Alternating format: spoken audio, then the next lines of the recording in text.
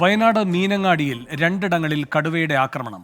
3 വളർത്തുമൃഗങ്ങളെ കൊന്നു. പ്രദേശത്ത് കൂട് സ്ഥാപിക്കണമെന്ന് നാട്ടുകാർ ആവശ്യപ്പെട്ടു. സുർജിത്ത് അയ്യപ്പത്ത് വയനാട്ടിൽ നിന്നും കൂടുതൽ വിവരങ്ങളുമായി ചേരുന്നു. സുർജിത്ത്, എപ്പോഴായിരുന്നു ഈ സംഭവം? എന്താണ് നാട്ടുകാർ പറയുന്നത്?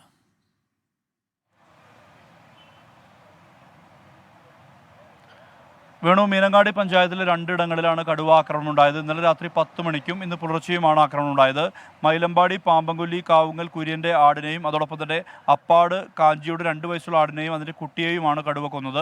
അപ്പാട് രാത്രി 11 മണിക്കും മൈലമ്പാടിയിൽ പുലർച്ചെയുമാണ് കടുവ വളർത്തുമൃഗങ്ങളെ ആക്രമിച്ച് കൊന്നിരിക്കുന്നത്. കഴിഞ്ഞ ദിവസം മൈലമ്പാടി, പുല്ലുമല, പാമ്പൻകൊല്ലി ഉൾപ്പെടെയുള്ള പ്രദേശങ്ങളിൽ പലയിടത്തും ഈ കടുവയുടെ സാന്നിധ്യം കണ്ടിരുന്നുവെന്ന് നാട്ടുകാർ പറയുന്നുണ്ട്. അത്തരത്തിൽ വനംവകുപ്പ് അന്വേഷണം നടത്തുകയും ചെയ്തിട്ടുള്ളതുമാണ്. ഈ കടുവയെ, വളർത്തുമൃഗങ്ങളെ തുടർച്ചയായി കൊല്ലുന്ന ഈ കടുവയെ കൂടുവെച്ച് പിടികൂടണമെന്നുള്ളതാണ് ഇവർ ഉന്നയിക്കുന്ന ആവശ്യം.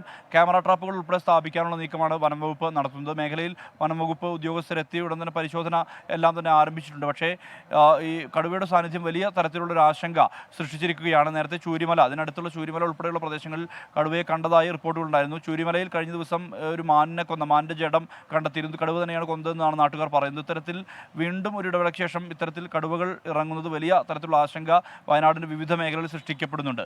വേണു, സുർജിത്ത് അയ്യപ്പത്താണ് വയനാട്ടിൽ നിന്ന് വിവരങ്ങൾ നൽകി.